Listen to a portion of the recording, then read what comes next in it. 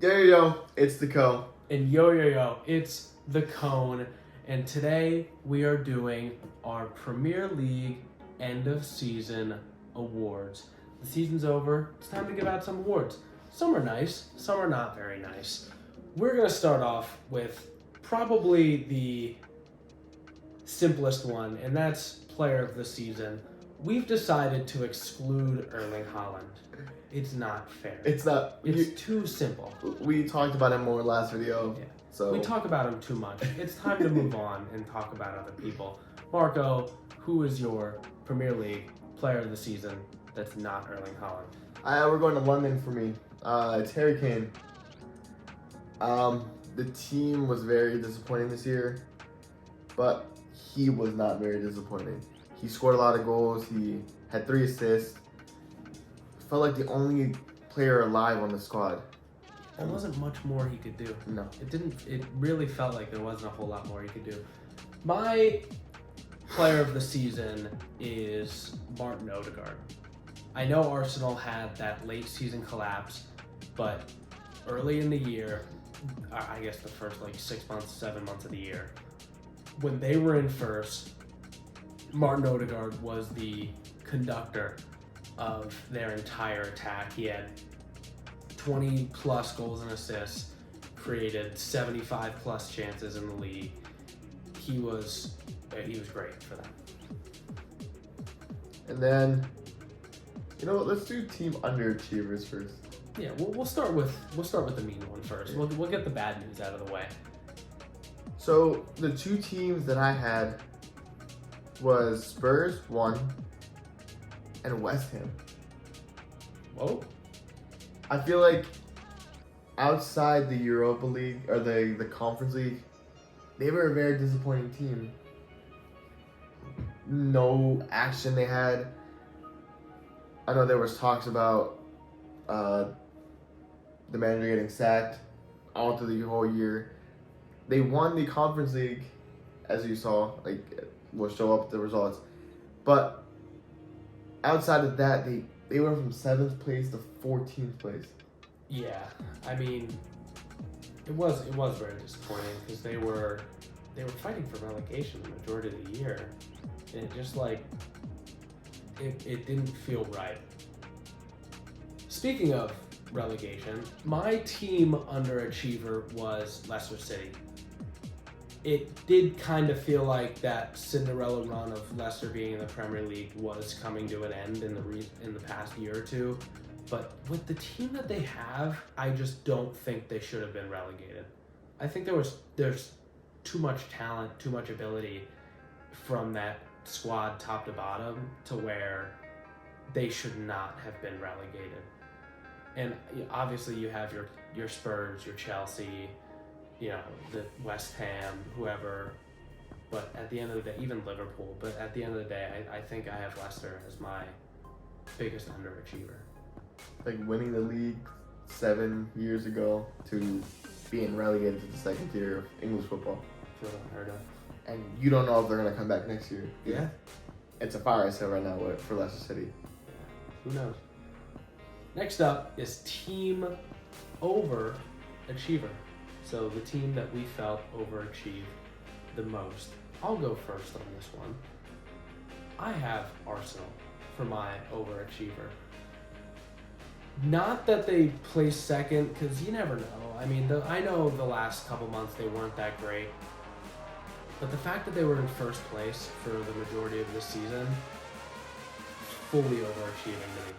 Maybe they could be a team that was a team like United and Newcastle that were kind of bouncing around that 3rd, 4th, 5th. With Liverpool, I think they overachieved this year, and next year they'll go back to being that 3rd, 4th, 5th area. I have 2 teams for this. I have Newcastle, 1. 11th place to 3rd place, 11th place to 4th place. They have Champions League football. They're looking promising for next year. And then my second team that I'm going to talk a little bit more about is Aston Villa. Very great come up. It's 7 places from last year, from 14th to 7th. They're in Conference League, and I feel like they can make a run and win the whole thing. Yeah. We saw West Ham just do it, and I feel like Aston Villa are going to be a force to be reckoned with in the Europa Conference League. Yeah, they do have a great squad. Next up, we're going to do player underachiever. Marco, would you like to start us off with our... I'm going to go for a player that's going to be in the second tier of English football. I have Jamie Vardy. 3 goals all year, and you were the main guy for the last 7-8 years for this team, and you only scored 3 goals. That's very disappointing. Probably the reason Leicester are going down because they had no goal scorers. So Jamie Vardy is my underachiever. Yeah, getting older, but there's still, you got to think that he'd be able to produce more than that. My underachiever, and I didn't want to put him as worst player this season because I didn't think it was fair. My underachiever was Richarlison. 27 games, 1 goal, 3 assists. He scored a goal or 2 in the Champions League in the group stages. That's great. He was not good in the Premier League. And the reason that I had him over people that, came from another club or from another country and then came to England and didn't disappoint, he's played in the Premier League before. He knows what it takes. He should be used to the type of style that's played there, and it didn't look like he was. So that's why I had Richarlison as my underachiever for player. Overachiever, I have Marcus Rashford. Okay. I feel like without Haaland and Kane, Rashford is the 3rd best player on as a striker, basically. He should be number 1 for goal scoring. I feel like Haaland should have never been there this year. He should have been 1 more year at least at Dortmund. And Harry Kane should have left last summer. So besides those 2, Marcus Rashford was the best player. And I had to mention him at some point because he is a very good player. I feel like he overachieved because everyone wanted him gone in the summer last year. PSG were favorites to get him, and now I think he is a starting striker next year for United if they don't make a push for a striker. Yeah, if they don't get Kane or Osimhen, even if they get Rasmus Højlund from Atalanta, it'll be, I think Højlund will take time, so Rashford will play a lot at that striker position. My overachiever was Callum Wilson. He had 18 goals this season. I don't think that's something that he will be able to replicate next season. I do think he's a good player, and he's someone that should continue to get good time for Newcastle, but I don't think that he had 5 assists to go with it as well, so it's not like it's just goals. 20 plus goals assists for Callum Wilson is a great season, but I think that was a bit better than we should expect from here on out. And then for the next category, we have Newcomer of the Year. Newcomer of the Year, so it's a youngster who either came up through an academy or just came over from another club. So like young player, first real season in the Premier League, hasn't been super established elsewhere. Hence newcomer and youngster. My youngster of the year was Evan Ferguson. Now, I'm sure some people thought I was going to go Alejandro Garnacho here. And while he's great, big fan. Evan Ferguson, in his first Premier League season as a striker, only played in 19 games, and he had 6 goals and 2 assists. And he did play in domestic cups too. In 6 games, he had 4 goals and 1 assist in domestic cups. So he was really good in basically whenever he played for Brighton. He was a real difference maker.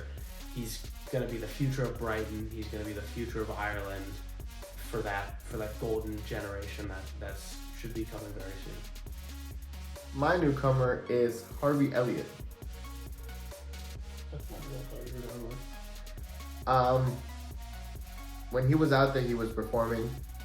Just Liverpool don't know how to get rid of their old players. I feel like if he just comes into that center attacking midfield position with all the young players that Liverpool have, it's going to be a great team for the future. They just need to get rid of all those old players. Like Fabinho shouldn't be there. James Milner should not be playing in the midfield. Harvey Elliott and Curtis Jones should be running that midfield right now to get more experience and to get Liverpool back on the right track. I know in our Fixing Clubs video we said let the young guys cook was our thing for Liverpool, and Harvey Elliott's a great player. Him, Curtis Jones, Stefan Bajcetic, who I also considered for my youngster of the year, but he missed a lot of time with injury. Who do you think I was going with? I thought we were going to go with Julian Alvarez. Yeah, but he definitely, Julian Alvarez had a great year. World Cup kind of like sparked him. So. Yeah, I'm good with that. Finally, our last one, we did save the worst for last, but not the worst category, but the worst player of the season. Mark, I'm interested to hear who your worst player of the season was. Europa Conference League winner, Michail Antonio. Oh, yeah. He was not performing well in the league. He had more goals in the Conference League than the actual Premier League, which is embarrassing. Like, there's more games in the Premier League than the Conference League, and that's why I put him at my worst player of the season.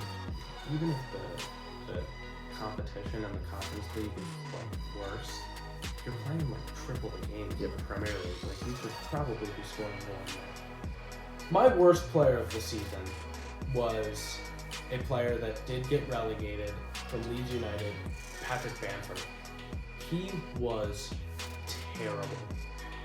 28 games, he had 4 goals and 2 assists, which for some people is not a horrible season, but he's been in the Premier League since Leeds have been up, and he had a couple nice seasons. He looked horrible this year. He looked like a championship level player. Like, he is going down where he belongs is really what it seems like. And I know how mean that sounds, but because he was good in the last couple of years, I don't think it's something that's going to stick forever. However, for this season, it was really bad, and he is my worst player of the Premier League season. I think that's all we have. That's all we have. It was a great Premier League season. We enjoyed it very much. We're very excited to give more predictions as the season comes along for next year. If you have anything that you agree with, disagree with, any comments basically on our selections, put them down in the comments section below. Make sure to like, subscribe, turn on post notifications so you don't miss any uploads. And until next time, see you guys later.